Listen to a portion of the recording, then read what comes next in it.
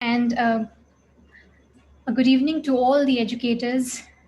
I think it's a pleasure to be interacting with you all.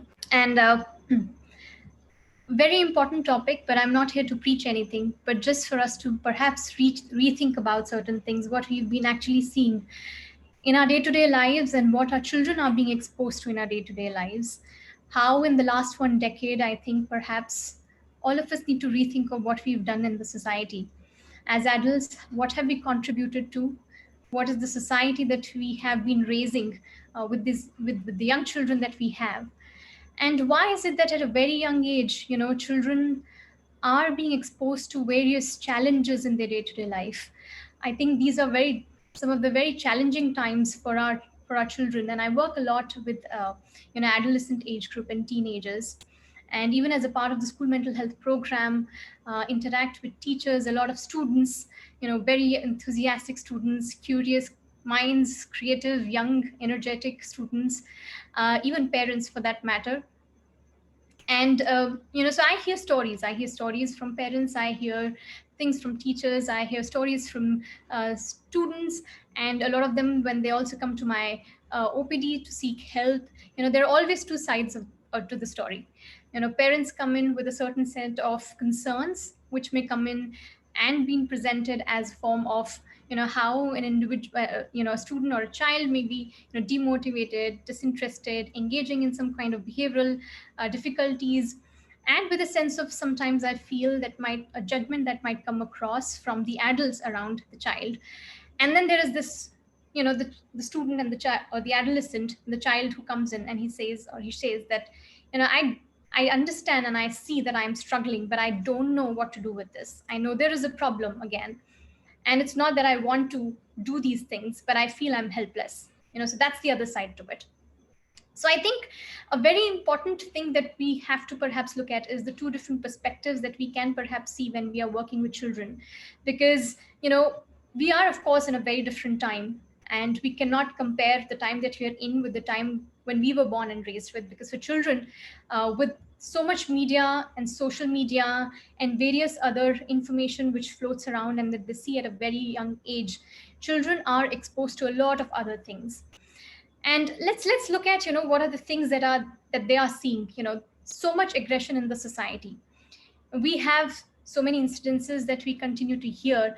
One of instances sometimes here a few months then later, and we continue to keep talking about why is it that children tend to engage in some of these things. But let's ask ourselves very honestly that, have we been modeling the right things that we should be? Aggression is something scientifically have been proven is something, one of the things that is modeled and remodeled through observation. So clearly there is something in the environment of the child which is going on, that the child is modeling this. When we talk about their engagement with media, and we talk about how loosely they end up misusing social media, and social media is here to stay. We all are using it, each one of us is using it, as parents, as educators, we are using it. It is here to stay. But then again, when we give that to our young children, before giving it, are we really educating them about media literacy? So there is so much that we end up giving them at a certain age, because of course the time demands it, the education demands it.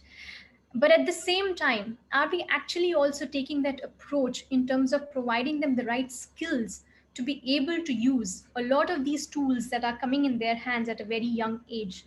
Because where they're still developing things, a lot of things cognitively, the decision making part is still working. There is this emotional aspect which is already very much there.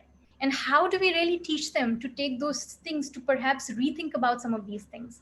And that can only happen when we not only look at life skills education as a subject. I don't think so it needs to be looked at as a subject. I think it needs to be looked at as a way of living and a way of culture in our schools. It has to be a part of our school culture. It has to come down from both the top down processing and the bottom up processing. There is no two way to go about this.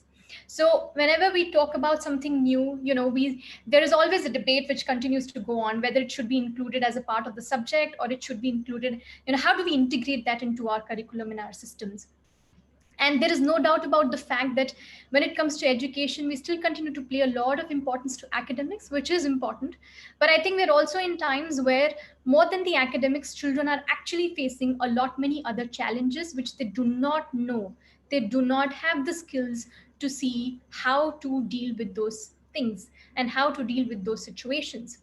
So whether we talk about, relationship issues, lot of young adolescents tend to face so many relationship issues where they are unable to perhaps maintain relationships in a healthy way, do not know how to resolve a conflict. There is so much that continues to go around in terms of bullying, in terms of cyberbullying, in terms of teasing, trolling. But then again, a lot many times we are not aware of the amount that they are actually facing in their day-to-day lives, the kind of pressure that they tend to feel from their peers, whether it is in terms of academic pressure, or it is in terms of social media pressure, because students tend to post, like, comment, do a lot of things. There is this another huge gamut of information, and gamut of information which is exposed to people out there by young minds, not realizing how to really filter it. And that in itself is creating this change in the self, the self which requires that kind of scaffolding from us at the right time, at the right age, with the right skills, which tends to lack because of these many vectors which are there in their lives. So whether it is aggression in the society that they look at, within the homes that they look at, whether it is uh, lack of emotional quotient that we can see on roads. People sometimes tend to fight, and we all do that. If I am an adult, I am honest enough to say that um, I do tend to lose my cool sometimes. But do I go back and reflect on it, that how could I have handled it differently? That's the question we need to ask ourselves. Are we able to really, at different point in times where we see that we are perhaps not being a good role model, ask ourselves that are we losing our conscience at some point or the other,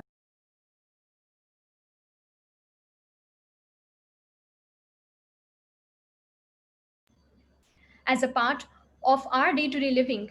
So what we see and what we observe around us, something that we have to call it as emotion quotient, and an optimism bias is what I would say. Perhaps at this point in time, if I take the example of the ongoing time period, the pandemic time period, where we all have to wear masks and we all have to follow precautions, but when we go out there and we see, we all are optimistic that nothing will happen to us, and which is why the masks are worn below the neck. We are not practicing any distancing, but then again, we have our own you know uh, we have our own complaints, we have our own anger, we have our own challenges that we continue to say, these are difficult times, people don't abide by the rules and the regulations, but everything is actually by us, done by us, each one of us. And we have to ask ourselves how, as an individual, we are contributing to the society. What is my role in the society? Because what I am contributing is what the younger ones around me are actually seeing. And am I being a responsible citizen, a responsible adult around them, to be able to follow these things well, to be able to showcase a good emotional quotient, intelligence around them, to be able to say that, yes, I made a mistake to lose my anger on that other person, and I'm going to correct that. To be able to say, yes, that I perhaps don't have the right answers to the things that you have in front of you. Give me some time to get back to you. To be able to say that, yes, perhaps I was not there with you and I did not understand the problems that you were going through at this point in time, but I am willing to make that effort to work together so that you and I are able to resolve this together without getting into an ego conflict or an adult and a child conflict.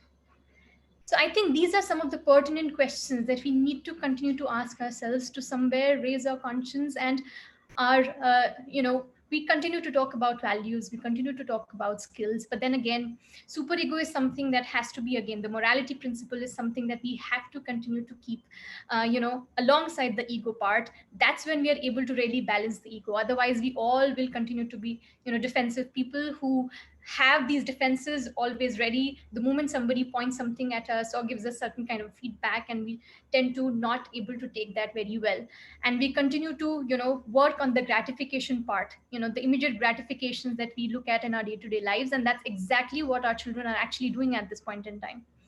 So I think what we really have to look at, and when I say that, we have to make life skills at a part of our culture, it's about how we are able to involve all these exhaustive life skills that have been given to us well integrated into our education system.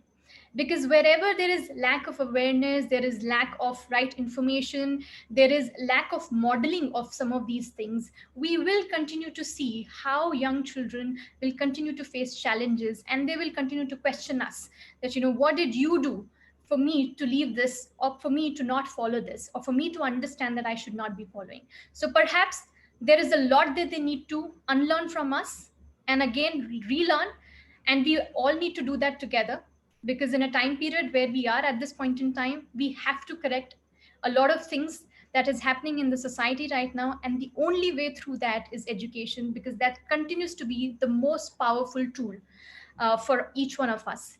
Literacy and education is the way forward to be able to, you know take away the myths, the stigma, the stereotypes, a lot of these things, discrimination that we continue to face in society. So we have some of these exhaustive, list of life skills that we have, and we do tend to do, I mean, schools have been doing a lot of workshops, and I'm aware, because as a part of the school mental health program, we are associated with somewhere around 25,000 schools across India. We continue to do a lot of workshops on various life skills, continue to use peer influence as a positive influence that they can have on their younger peers through our pro-social peer moderator program. And we have, what we are basically doing is using the energies and the enthusiasm of the young people to create a positive influence on people around and their younger ones around. Because if we have to create good role models, we have to somewhere work on the younger minds who have the ability to bring about the right change.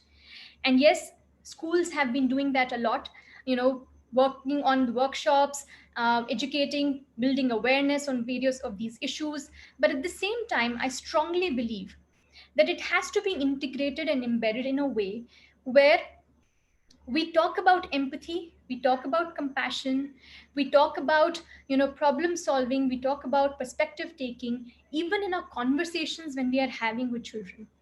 And when I say it has to be part of the culture, it has to be a part of the school culture system, where we say that, as a part of the school, our culture is about talking and instilling compassion in each other, talking and instilling empathy in each other. And every day, perhaps we share some stories of empathy, we share stories of compassion. We begin our day with that. We begin our day with gratitude, end our day with gratitude. And this is how we make conversations. Life skill is a part of our conversations, everyday conversations. That's how we are able to make that as a part of a school culture in our education system. So like I said, that schools are already doing a lot of these things, but then again, wherever we face a challenge in terms of the implementation, we have to really look at what is it that we can do over there. We know what these skills are. We know that they are important, so I don't need to talk about why they are so important.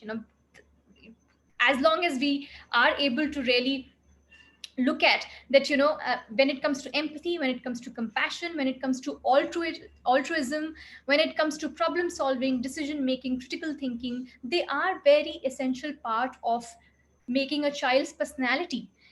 So we don't need the reason of why they're important in our education system.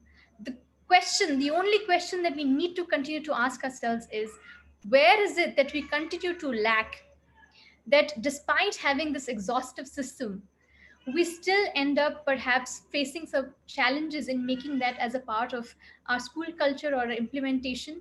And we continue to have still adults around us, whether it is parents, educators, still talk about marks, academics, and the competition, largely in our school systems. That is the difference in approach that we have to look at, where when we are talking about in our school assemblies, or when we are talking about our children within our homes, we are not just talking about how they have to still run the race. It's not about running the race. I think the race is something that we all have been running, and we do realize we have ample stories to share with our young generation, to say that, I was perhaps not good in this, and in the long run, I became the one who was able to perhaps reach a certain stage, and people who perhaps were some of the scholars could do well, could not do well, because again, outcomes in life are different. We have various stories in our lives to narrate it with our younger ones, with our younger generation, with our students. And we need to continue to keep those stories alive. We need to continue to keep passing that on and focus on the process. The process is what is important. So these 13 crucial years of their life that they spend in school, because children tend to spend a lot more time in school than at home. But then again, the work has to be collaborative. And I place, whether it is parents that I talk to about, or whether it is teachers that I talk to about, I place a lot of importance to the conversations that we make to our children, to our students in our day-to-day lives, because it is through these conversations that we are able to make them think in a certain way.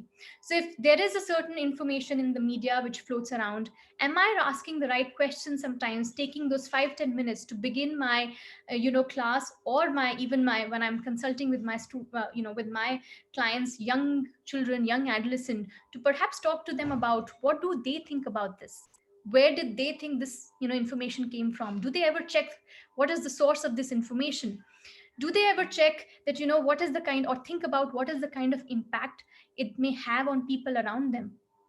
Does it tend to have an impact on their lifestyle, on their choices? There are so many followers that we continue to keep seeing on on various forums, when it comes to social media, any forum for that matter, and we continue to keep bothered about how many likes and comments do we have. But do we not have, or do you have that power to create that positive influence and be an influencer in your own way, to so that sort of not feel influenced by some of these other things that are there around you? So we have to have these conversations with our children. We have to have these conversations with our students, to create a winnow, a filter in their own mind, to be able to think about these things, rather than again and again looking at in a preachy way or in a prescriptive way. We have to take a completely different approach, where we have more teaching moments with them as adults around them, to have these conversations with them. So that's the way forward for life skills. You know Life skills is something which, we like I said, we know why they're important. They have been there for a very long time. Different researchers continue to keep coming up and keep telling us the evidence of why this is important, why problem solving is important, how can we instill it, why critical thinking is important, how can we instill it. But then again, we have to continue to come out of our comfort zone, and that's what we have to look at. In a time that we are in at this point in time, it certainly reminds me a lot more about how we need to push ourselves from the daily routine comfort level things that we have been doing for a very long time. This is a time where we are pushed to rethink about our existing systems. We are all at this point in time connecting with our students virtually. Not to say that this is the ideal way of teaching, but then again, this is perhaps the one way where we are staying connected with our students. We are staying connected with, and giving them the opportunity to stay connected with their peers, with their teachers. And that's a difference in approach that we are looking at in learning and teaching right now. So many years of all of us being educated and doing a lot of things, and here we are in a time where we still do not have the answers to a lot of things. We still do not know what is going to be the outcome of the ongoing situation. We are still grappling with that. But what the time is teaching us, and it's a life skill, is how to be still resilient, to be by being in the here and now. And if we are able to again model this life skill in our children's lives around us, that's what they're going to learn from this time period. That this is the time that we were in, where my parents, my teachers, everybody, they taught us how to live in the here and now. They helped us to enjoy, how to enjoy simple things, how to enjoy small things and find meaning in them. Whether it is just connecting with my peers, whether it is just me focusing on some music, enjoying that music, enjoying art, enjoying sports, enjoying writing, enjoying reading, where everybody spoke about everything else and focus so much more on everything else but academics, which I continue to hear for a very long time. But this is the time when I'm actually hearing things that I wanted to hear. Everybody is now talking about that, something that we should have in any case been talking about for a very long time. So that's the boon of the time period that we are in, and this is the life skill that we all are have the opportunity to model to our young children. Mental health related concerns, if I talk about statistically, 50% of the mental health related problems begin as young as 14 years of age. So most of the mental health related problems that we look at, they begin as young as that. So whenever we have an adolescent or a teenager struggling with something, we have to look beyond the behavioral characteristics that the child shows us, because the behavioral characteristics are only the signs that they may be struggling with something, and I have to look beyond that. I have to look beyond the characterization that I may perhaps end up making about that child, but I need to look beyond what this child may be struggling with, because there could be many things else that a child may be struggling with. So when it comes to our physical health, we know we go to a doctor, we take a medicine, and we do absolutely fine. But what we also need to understand, that mental well-being is one thing which is actually so integral in our day-to-day living that it impacts everything else that is there in your life. Your academics, your performance, your relationships, your ability to stay motivated, your ability to stay interested, your ability to really work through your full potential, your ability to interact with people, all of these things are connected with your mental well-being. And if you're not doing mentally well, if your children are not doing mentally well, you are going to see them struggling with all these areas. So it is actually not the fact that they're disinterested, it is not actually the fact that they're demotivated, but the fact that their mental well-being might be getting impacted because there is something that they are struggling with. And that's how we have to approach life skills. Life skills act as a preventive to a good mental health being. It helps us when we talk about life skills and we instill and model these values, make that as a part of our day-to-day living, that helps provide us a good mental well-being. But yet, despite doing these things, one may still struggle with mental health related concerns. And something that in detail would be talked about in our last session, mental health in the curriculum, the very reason why we came up with that, with Macmillan Publications, that why it is so important to talk about mental health in the classroom. Because like I said, when we have to look at talking about and spreading the right information, and to address the stigma and discrimination that can happen at various levels, we have to take the route of education and literacy, and which is why it's very, very important. So let's keep on thinking about how can we make life skills as a part of our day-to-day culture, whether it is our homes, whether it is our schools. How can we continue to have cyberbullying squads in our schools? How can we continue to have media literacy skills, and involve that as a part of our curriculum system at the very young age? All these skills we must start as young as grade 1, grade 2. So for example, if I talk about media literacy, we can have a certain kind of a project where you look at marketing, involve young students to make these buy certain things from each other, create a marketplace within the school system, take that as a project as young as class 1, class 2. And that's where we begin media literacy. That's how young we begin media literacy. Similarly, and with media literacy, what we're also making them think is critical thinking. Similarly, when we talk about stories from various history at a very young age, as young as grade 1, grade 2, again, we are making them think a lot more about things in critical way, the belief systems that people tend to follow, a part of our culture, why is it so important? Again, the values that come from there, a lot of these things. So when we talk about any of these life skills, all we have to do is think about in different creative ways, how can we involve and start that from a very young age? Because the moment we talk about these life skills starting from middle age group, we are actually losing a lot many years of a child's cognitive development.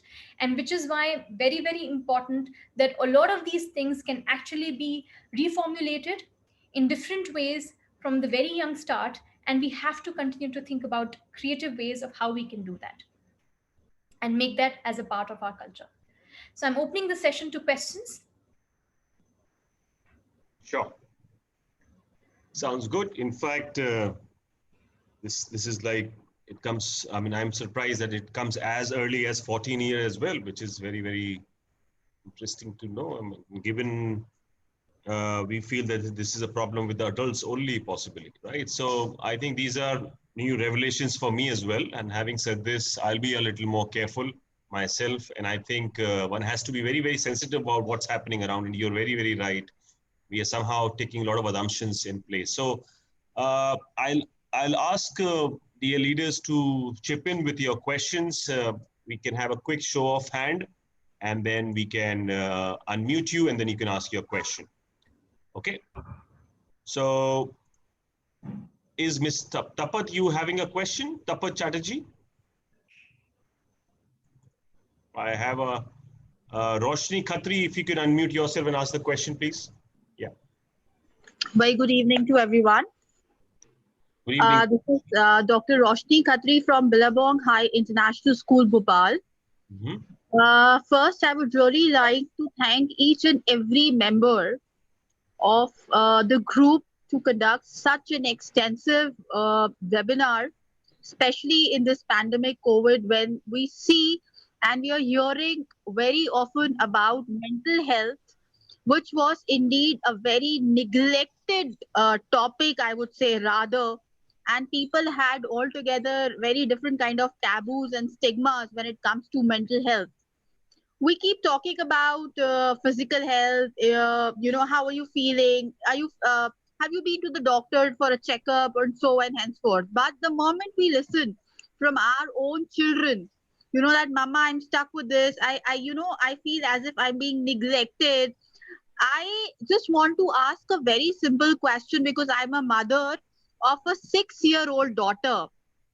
And being a psychologist myself, though, and talking a lot about mental health, I recently faced a real life situation wherein my daughter, she came to me and she said, Mama, I really want to go to DB City with you right now because I want to binge into Domino's pizza.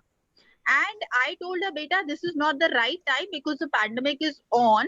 And I think a pizza, I can make it for you at home. It's not necessary for us to go to Domino's and have it right now, because we want to ensure that we are safe. At home. She did not reply back to me. She said, okay. She went on the stairs on the 3rd floor. Quietly, I kept calling and looking for her, Alia, Alia. But then I did not get any reply. So I was really worried and I rushed up immediately. I started going and looking for her in all the rooms. And then she was sitting in one corner with her eyes down, with her hands on her cheek, and she was thinking about something. I don't know.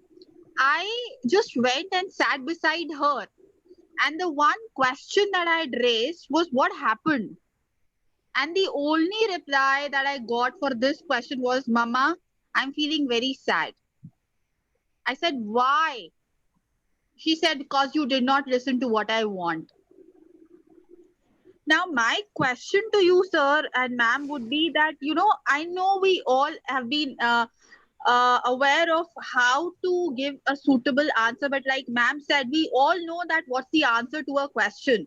But according to you, in this current scenario, like a 6-year-old child will find a little difficult to comprehend, understand that how important at this point of time is it for all of us to be at home instead of stepping out just to have a pizza. And I assured her that I'm going to make it at home right now. But she wanted to bring into that Domino's pizza only. And she said that she's sad, for which she did not speak to me for about good 2 hours. And then I have to literally be after her life, Ali, I'm sorry, okay, I'll bake a pizza, this, that, blah, blah, blah, and so on. So according to you, as a parent, how do we deal with such minor problems, keeping in mind that the mental health of a child is very, very important? Because they don't happen to share too much about these little issues. Every child is not that expressive. Yeah, hi, Ms. Khatri, Dr. Khatri. Well, I'm a mother of a 7-year-old too, and I can completely understand, what you may be experiencing, because yes, at a young age they have a lot of questions, and it's good that they talk about what they're feeling, because it's also important for them to express the emotions. And it's good. I think it's a good emotional awareness that she has, that she's feeling sad because of certain thing. I think the right response to that, and like you said, that we have the answers. So in any of these situations, we have to ask ourselves, what is the response that I would like to hear? And the only response is the validation. Yeah. The empathetic validation that I can provide at that point in time to say, yes, I can completely understand how sad it can make you feel. Because of course you are missing something at this point in time. And I think perhaps I also feel that, sometimes I am missing some of these things. And with young children, when I always tend to talk a lot about stories and creative ways of how we can talk about the ongoing time period. So, we can all make a certain story for them to understand that how important it is for us to fight the storm of a virus that is there. We can create different names for it with them, for them to understand, because children tend to associate a lot better with stories. And you can use that for them to just understand, and just whenever you feel that there is a need to probably bring in that story, you just remind them very politely that, remember we spoke about that, and that's precisely why we are doing this, and we are just doing this together. You and me are together. I'm also missing out on a lot of things. So let's see what is it that we can do to perhaps feel happy about, and change this sad feeling into something more fun and happy. So it's just about helping them. And children, for young children, they tend to have emotions which they express in a lot more intensity, but at the Absolutely. same time they also are able to come out of it a lot more quickly than us adults. We may still brood about things a lot more. For young children, they brood less, as long as we are able to validate and show them a different way to the same thing.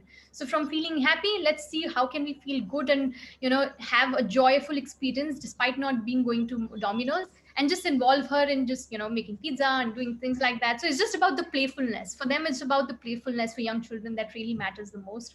And I'm sure if we continue to keep doing that, they will also learn the same thing and be more resilient. In fact, with my young one, I had also devised this creative way of how to help her know how to follow precautions. So washing hands for 20 seconds. Government had already spoken about how to sing happy birthday song. The other two things that I added was sign T and a joker face, just to remind her not to touch her hands on eyes, nose, and mouth, and use elbow as a pillow to sneeze and cough. So every time I have to remind her, all I do is sign T, joker face, elbow pillow. In fact, sometimes when I would forget to do that, she would remind me. My 7-year-old would remind me that, you did not use your elbow as a pillow, or you didn't make a joker face, you just touched your hands on your mouth. And we made a dance routine out of it. So she had fun, her friends had fun, but they remembered it. So the idea is just to use creative ways with younger children to perhaps talk about the same thing, and they absorb it better. For them, it's about fun and playfulness. Absolutely. Ma'am, one thing more that I'd like to add, like you talked about optimism bias, and this is what exactly, like when I tell her, that Alia, we will not be that safe enough when we go outside, but then she repeats the same thing that, Mama, we are going to wear a mask. Why do you forget that? I will wear a mask, and then when we are going to go and binge, I'll keep my mask aside, and then once I'm done with eating, I'll immediately put it back. So no, to actually in a real life situation with such lovely and inquisitive children who know the answer for every question. Indeed, I think they are more aware than we as parents are. But at times, I still feel that, to a very few questions, at times we as parents do get stuck and think, pause, that what would be the most apt and the appropriate answer at this age. Because what we model, I mean, what we do, observational learning indeed plays a very major role, especially in these year children. So, yeah, that is all from me. Thank you so very much, ma'am, for such a lovely answer. Thank you so much. Miss Manisha Sinha, your questions, and before we go to your question, there are a few questions which are coming on the chat window as well. We'll take up once we have taken up the questions which are more verbal. Okay. I would rather say, why don't you come and join the question in a verbal format? That's far better. Okay. Thank you. Manisha ji, your question, Ruchi Gupta after that, and Miss Sharmishta Chaudhary. These are the sequence of the next three questions. Yeah. Manisha Sinha, please. Yeah. Thank you, Gaurav sir. And first of all, compliments to you for organizing such a useful, I would say not only this webinar, but the whole series in the pandemic. You have given us lots of good insight. Thank you so much for that. Moving on to Dr. We just now talked about individual cases where a mother is concerned about the well-being of the child. But I, being the vice principal in a leading school in Patna, that is Radiant International School, I face challenges with all my students right from classes 3 onwards, I would say. where we as teachers sometimes, where the school counselor sometimes is able to judge or identify that the child is having a problem, maybe not a very good experience at home, the environment maybe where a father might be abusive, or where the parents, both the set of parents are working and they do not have much time, where sometimes they are left alone in the care of the grandparents who are not able, who are not moving ahead with the times, and so what they are seeing with their peer, they are not getting that kind of experience at home. This is for the juniors. And as we move ahead, there are many cases where the child is suffering from other traumas, or sometimes it would be some kind of psychotic problem, some kind of I would say, for example, there is a case in my school where we find that the child is suffering from dyslexia, but the parents are not ready to consult a professional. And whatever means the counselor had, she has tried to help, but we are not able to just convince the parents to go for it. So my question to you is, how do we bring in the parent to the fold? Because no matter whatever we have done, we have tried to organize counseling sessions for the parents, we have tried to call in individual parents where we have seen a case, but somehow we many case times we fail in that, because the parents, especially in the area where I am there, parents are just not ready to accept that there can be a mental kind of a problem, not anything psychiatric, mental problem with the child. They are not able to understand ki how, when we are giving the facility of education and food and other all facilities, how can a child be not happy, or how can my child have a problem of autism or schizophrenia or bipolar or any other things? So in that case, how do we approach? See, over here, what we have to really understand is that a lot of these things happen purely because of lack of awareness when it comes to developmental problems in young children, and even mental health related problems when it comes to young children and adolescent age group. When we talk to parents, a lot many times what happens is, and we are parents too, we tend to take a kind of a self blame that perhaps, if a child is going through something like this, it's because of me. And it's that element also, along with the fact that there is a lack of awareness about mental health overall, adds on to this factor of, how come my child, because I grew up grew them up in a certain way, in a very healthy environment, and I tried to provide my best.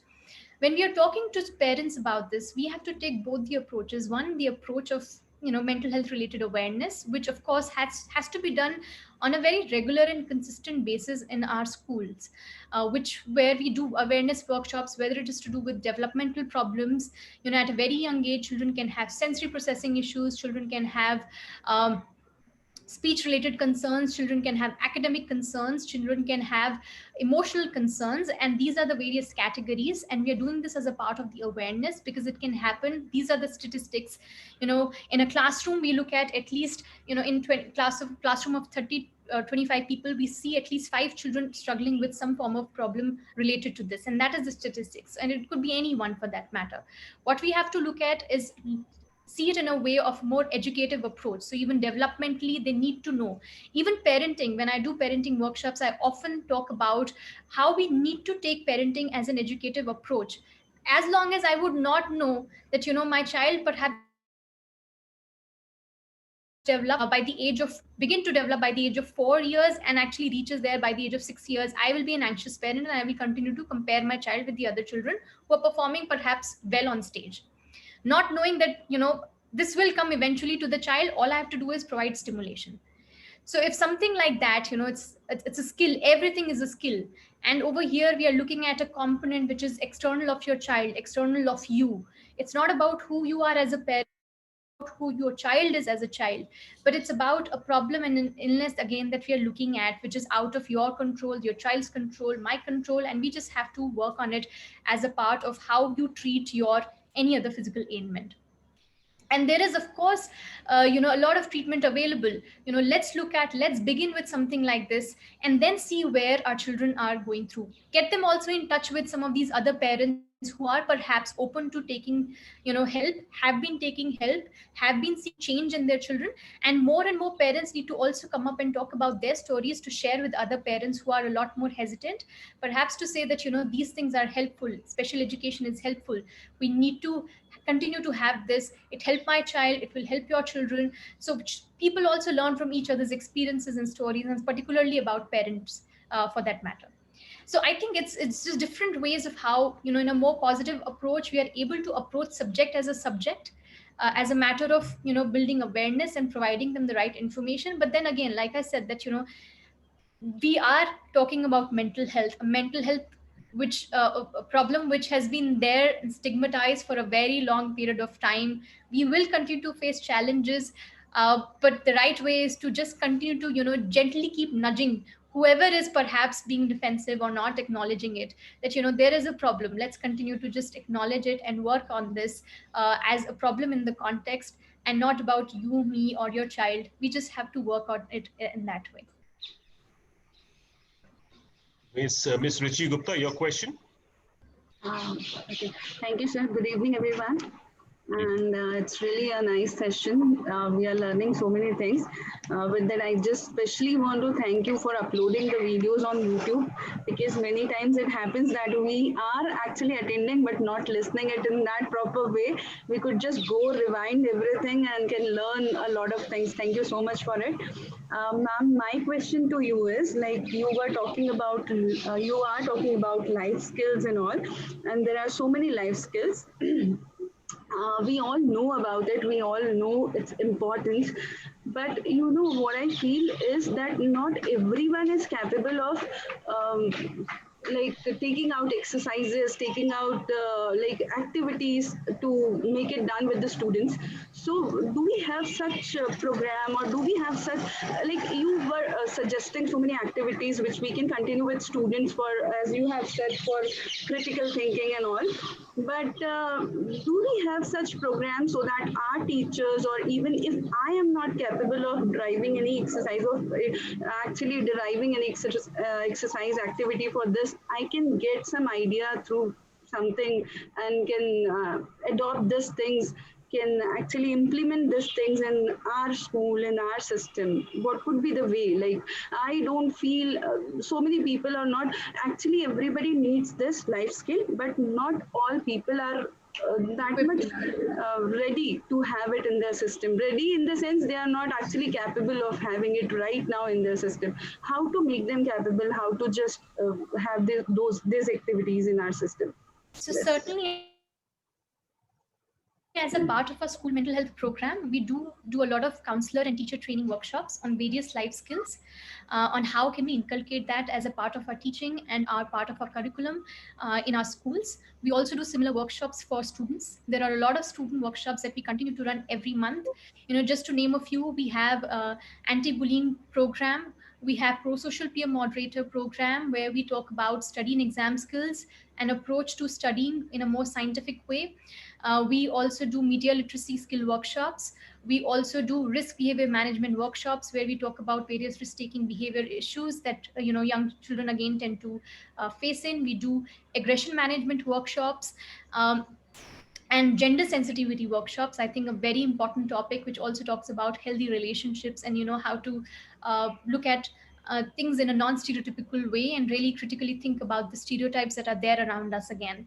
So these are some of the major programs that we have, and we also have various other things that we continue to do, whether it is self-esteem building, self-awareness, whether it is how to talk about how to look at life in an optimistic lens, which is ongoing right now in the ongoing time period. We're talking about that. So there are various length of workshops and life skills workshops that we do with teachers, parents, and even students.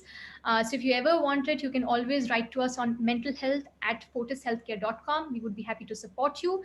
These are all workshops which are done on absolutely no cost. They're absolutely free. So you can always reach out, and we'll be happy to support this tool.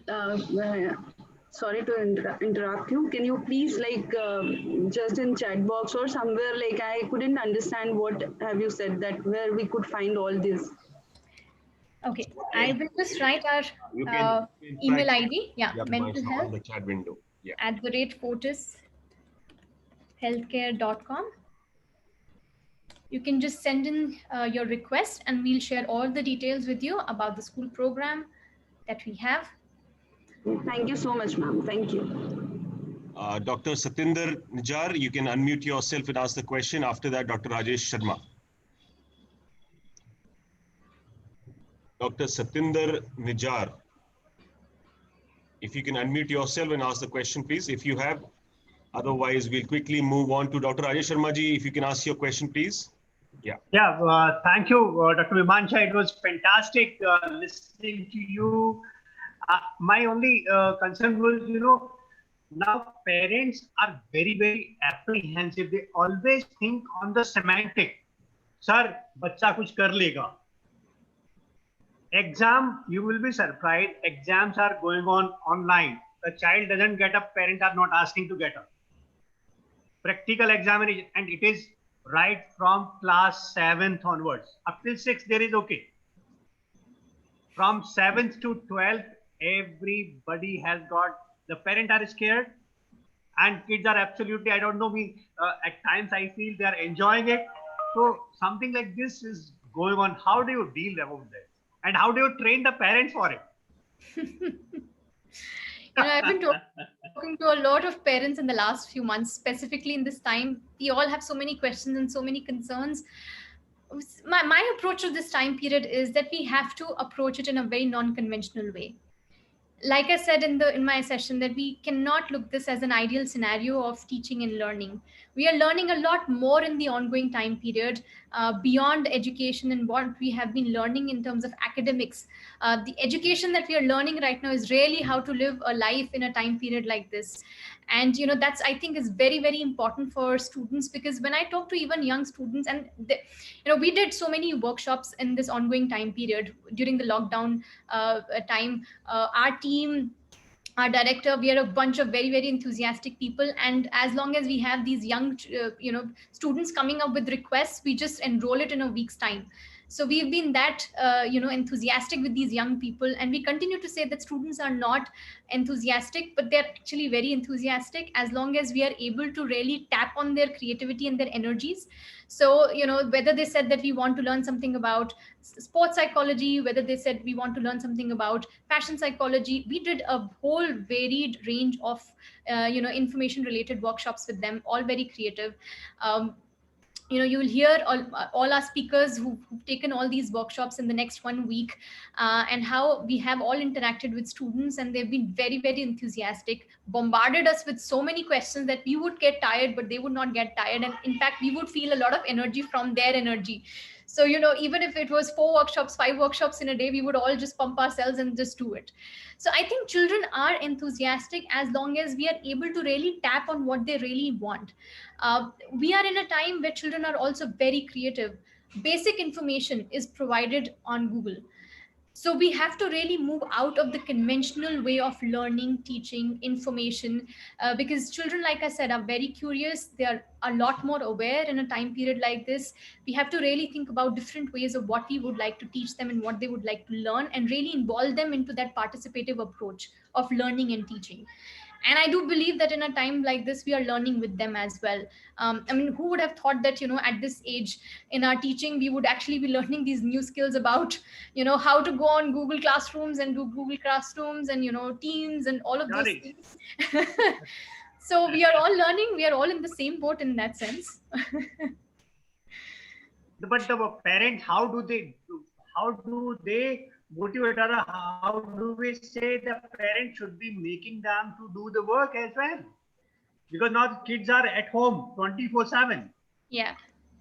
It's the same thing. It's, I think, the collaboration that we can have with the parents and with the students, and as teachers we can have, where we meet at least maybe perhaps once a month.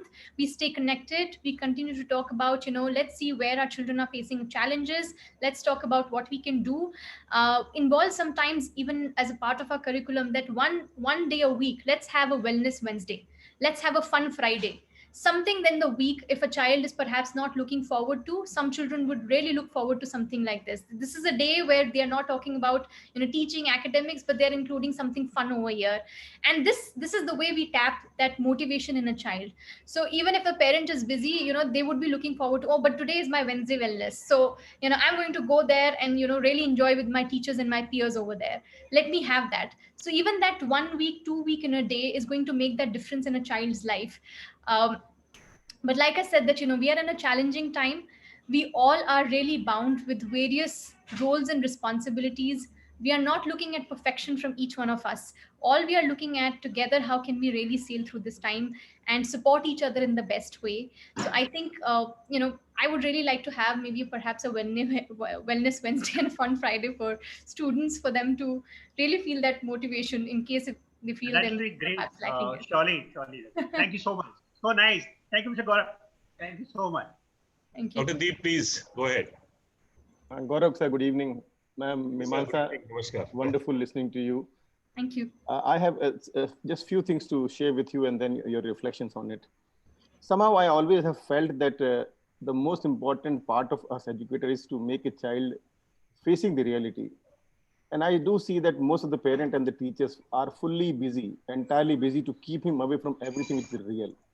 We give them cartoons which are not the real part of life. We try our best in the beginning to keep them fully away from the reality. And that is what makes whenever he comes to something real, we try to hide him from it as much as possible. So we try to really make them weaker and weaker in every day. Our real help basically is something very, very difficult for them, is my first personal take on it. The child should be exposed to the reality. In place of showing him a diagram of a cow or a flower, he should be shown a picture of a cow and a flower. I hope we all understand the difference between a diagram and a picture, a real life picture. Second thing, we have to respect children basically. We have to get out of the idea that we are the gods because we are the teachers. We have to really respect the children, their learning and their intellect basically. We all are busy to make them what we want to make them out of us. And we do get parents joining us altogether. At times we work like agents of the parents. Parent want this, we wholeheartedly go behind that without even concerning that what is being asked is right or wrong. All right, so I've been working in a boarding school. I could have all kind of children. I will say all kind of, and I mean it, all kind of children. And the most common thing was they were needed respect, that's all. Somebody should be there to listen to them. And you just said earlier that, okay, it is to be said that, yes, it is. I'm also said today. That is what something is very basic. At times we always demand something, expect very unreal from a child. So this whole, I'm not talking about those who clinically problematic child or by birth something is there because of some stigma, something happened to their life. I'm talking about very normal children. What has happened, the well-being is a question for everybody these days. Whereas I lived in a boarding life where I felt everybody happy. The child with one hand used to be my football captain. What else do I explain it to anybody? It is the state of mind. And that is an atmosphere which creates this.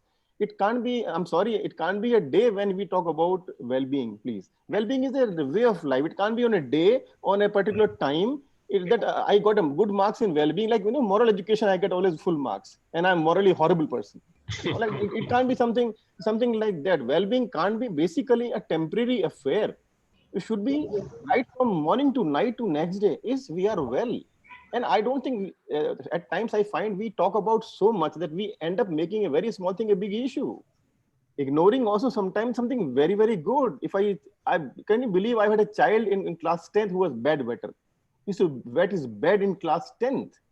And his whole school was to help him. Nobody made fun of that boy. Yeah. And he ended up doing wonders in life.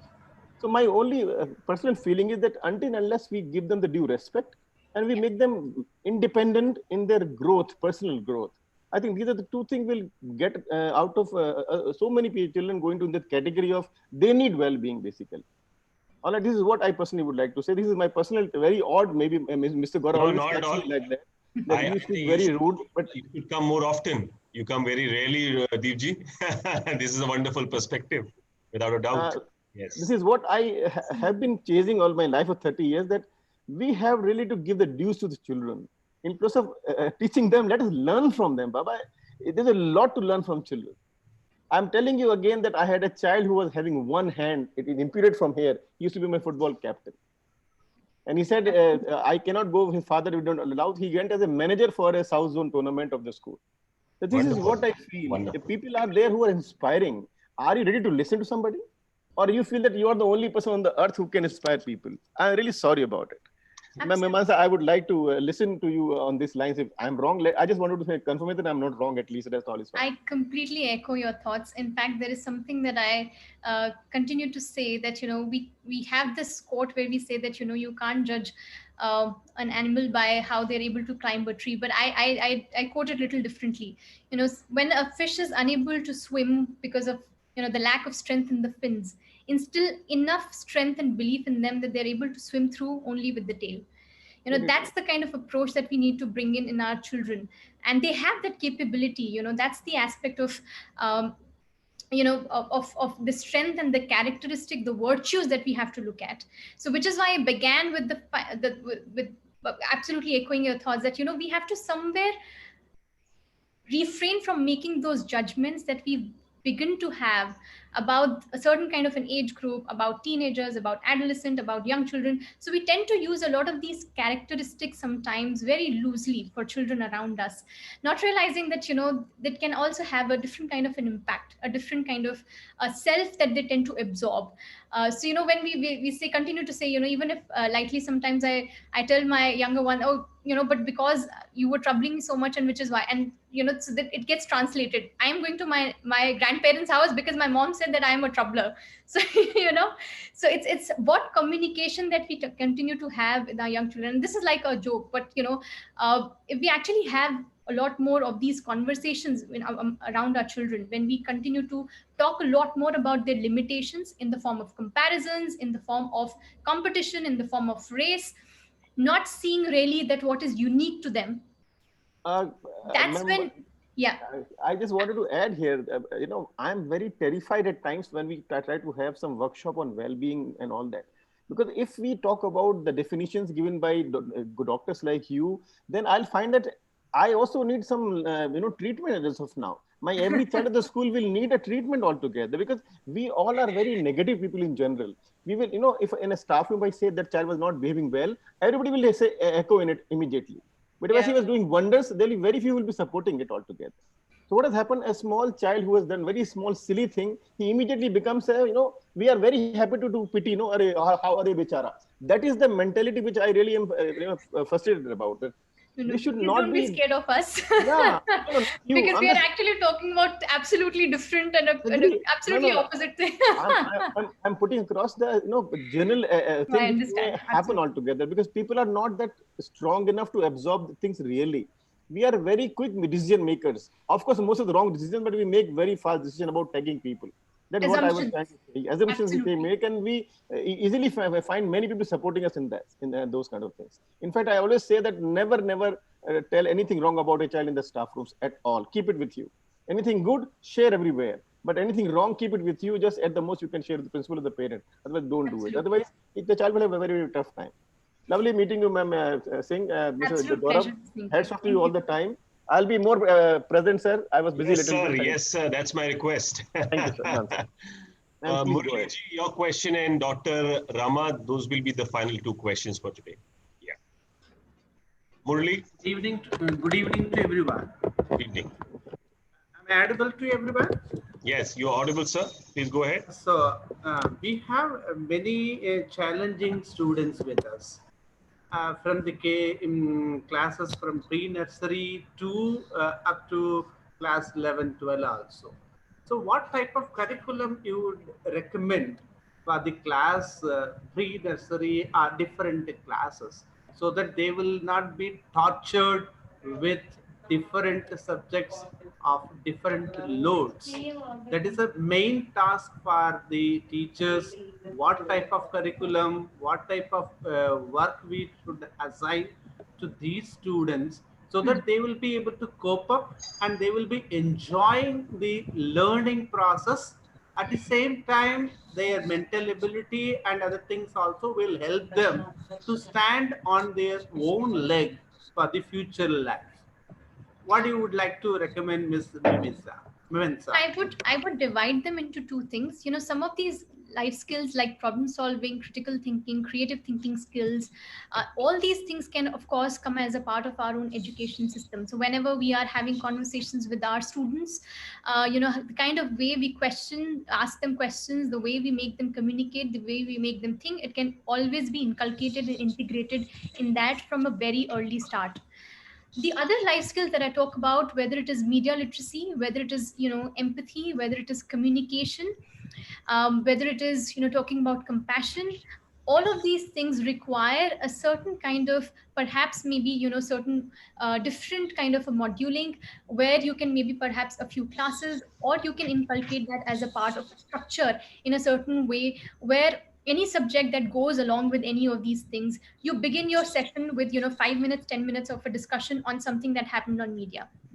Or with young age, like I said, you know, you give them small projects, something like as young as grade 1, grade 2. For media literacy, you can always talk about, you know, give them a marketplace scenario. They buy products, they sell products. Why would they keep, you know, certain toys in the first aisle, the second aisle? You know, I always ask parents to have these conversations with young children as young as grade 1, starting grade 6. I have a 6-year-old, and I have started as young as that. So a lot many times when she's buying something, when she's going on applications, because now there is a lot of learning that happens over there, there are advertisements that flash on. So I make that into a game, I turn it into a game, and I, you know, throw certain questions at her. What are the things you should be doing, what are the things you should not be doing? And she gives me that answer like a rapid fire. So, you know, that's one way of how you can, you know, teach children at a very young age media literacy skills. So it's I would not say that all these skills are only from the adolescent age group, but we have to begin at a very early age. Similarly, emotions, how to manage our emotions. We begin with certain mindfulness kind of exercises from the very start. Before the beginning of the day, you do some breathing exercises, collecting the energy as a part of your school. Starting the assembly, you begin with that. Again, that helps you talk about how to regulate one's emotions, start one's day with that. In between classes, again, you inculcate some of these things. So it's about how we are able to sort of inculcate into our curriculum itself within the classroom certain things that we feel needs to happen outside of the classroom, the already ongoing subjects. That's how we just look at what kind of a skill that we are looking at, and we involve them and integrate it into that. When it comes to assertiveness skills and risk behavior management, particularly very, very important from middle age group, because again, from that age group, we are looking at a lot of peer pressure. You know, we look at peer pressure of various kinds, being able to say no to our friends, because beginning as young as 8th, 9th, 10th class, you know, substance, alcohol, all of these things begin to happen and comes in a child's environment and vector. So we have to really look at instilling assertiveness skills and even risk behavior management skills from the middle age group. But all these other skills, I believe we can actually start off from a very early age. Thank you, ma'am. But this is for normal child. I'm thinking for those who are specially needs, that type of children. What type of syllabus or curriculum you would recommend? So I'm not an expert in special education. You would have, I think, the 3rd or the 4th session on Thursday, Miss Kitika Kapoor, who's an expert in remediation, and she works with special children a lot. Perhaps she would be able to answer that better, that in terms of curriculum, effective teaching, what can happen within schools, and how can we make them into more inclusive you know, concepts. As a clinical psychologist, I would say it's important that we focus on early identification of the problem. And then we look at how we can collaborate with different experts, whether it is a psychologist, whether it is a special remediation person, whether it is occupational therapist, and we work with them together to make an inclusive learning for children. But the curriculum part, she would be the right expert to talk about. What type of life skills you would recommend for these type of students, special needs students? Because you are talking, all of these. You are talking about this life skills. So what type of life skills? All type of life skills will be worked out with this? Okay. Absolutely. Absolutely. Okay. Okay. Then. Thank you.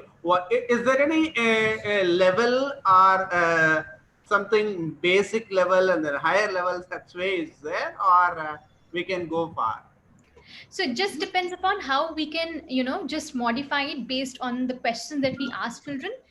You know, like I said, for senior age group, for example, for media literacy, you can have more questions where we ask them, or maybe more activities where we ask them to make ads.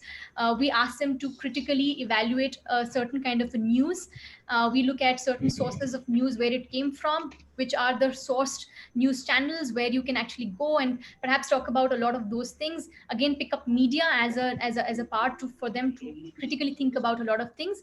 With young children, like I said, and this is just an example, you modify it again by making the activities a little different. You talk about the basics, the safety. You don't give your name, you don't give your age. Whenever there is something, you go to an adult. This is the red zone, the green zone, the yellow zone, and this is how you interact. So, and this is where you take in help from an adult, and you continue to have that into a game form. So it's just the age group, different, same skill, you just modify it by asking different questions and different activities. Thanks a lot, ma'am. Thanks a lot for your information. Thank you. Thank you, Akash. Yeah. Final question, Dr. Rama, and then we're completely out of time. Over to you. Yeah, good evening, Gaurav, and good evening, Dr. Mimamsa. I'm really, I wanted to be in the session from the beginnings, but somehow I missed on some part of it.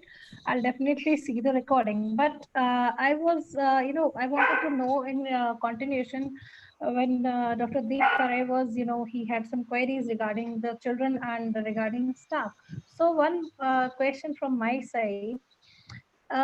When we talk about responsibility, or when we talk about responsibility among the teachers, we see many times the teachers don't own the responsibility.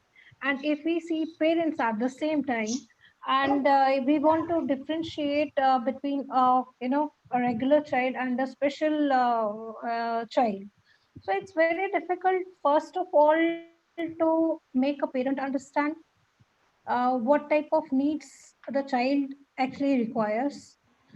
Now, somehow, if we are, successful in doing that, but on the other hand, the teachers have a, usually a set up mindset that the base of the child is from a poor background. Teachers are not, parents are not educated. Child does not, put in an efforts to improve. Blah blah blah. There are thousands of reasons. So how can we cover this distance? I mean, this gap is to be covered. Can you just put some light on it? I think it's about the investment that we make in the infrastructure when it comes to really upgrading our skills and our knowledge. And I think the lack of motivation, or sometimes that rigidness in our approach, can come in with the lack of awareness of the right information. And I do believe that we need to continue to have upgradation and different forms of skill upgradation, whether it is teachers, whether it is us, whether it is our students, in different forms, that continues to keep them motivated, have different goals for even teachers to feel a sense of motivation, provide them also a certain kind of a support when it comes to their own mental well-being and stress. Because I do feel that even for teachers, they can sometimes find themselves, in fact, many times find themselves way too stretched to be able to really come out of that particular kind of a box, to invest that extra energy into doing something beyond, with many things that are there. So I think it's a mix of a lot of things over here that we are looking at. And when we talk about, parents are rigid and defensive in a certain way, teachers are not willing to look at things in a certain way, then, the administrative or the management, we all have to work together, and we have to really look at that, where is it that I can perhaps bring about a change, where I feel that maybe everyone is now getting stuck at a certain level, and we are not looking at issues beyond a certain level. So, and it has to come down from a leadership position, because as a leader, our role is to look at things from an outsider, see where my staff, my school, our parents are now getting saturated at a particular form of information and a certain kind of a level of information, and we need to really perhaps go beyond. So that kind of an investment that we can bring in, and continue to have mental health as a part of the culture. I do feel that as long as we are able to create certain support systems even within our schools when it comes to mental well-being, we will be able to create a culture of comfort and a sense of openness as well. Because when we talk about a lot of these things, whether we talk about self-awareness, where we talk about empathy, we talk about compassion, we also have to somewhere talk about how well-being is very important, and we all are stressed at certain level. So I think that element, particularly in our school systems right now, is not very well formed. And we have to look at what we can really do over there, where we are able to even support our teachers when they're going through difficult times. And how can we have, not just sessions. I'm not talking about sessions, well-being sessions. A session can happen and the expert can go, but how is it actually inculcated into the school culture and the curriculum? That's very important. So both the aspects, the skill aspect and the well-being aspect, both has to go together. And that's a part of the positive psychology concept, that well-being has to be a part of the culture. That's how we are able to really make people engaged enough. We are able to really tap on their energies to flow with the things. We are able to create and help them create a sense of meaning and purpose. So a lot many times when we are losing motivation, it's because I'm perhaps not seeing the meaning and the purpose to why I need to do this. As long as I'm able to do that, as long as my leader is able to show me that vision, that yes, this is meaningful and this has purpose and we have to do this together, I will be motivated enough to do it. So we have to create that vision continuously. We have to continue to invest in that positive well-being concept of our day-to-day living. And if our teachers will be having that, automatically it will translate even into our children and our students. Yes. Thank you so much. Thank you so much, Dr. Mahatsa.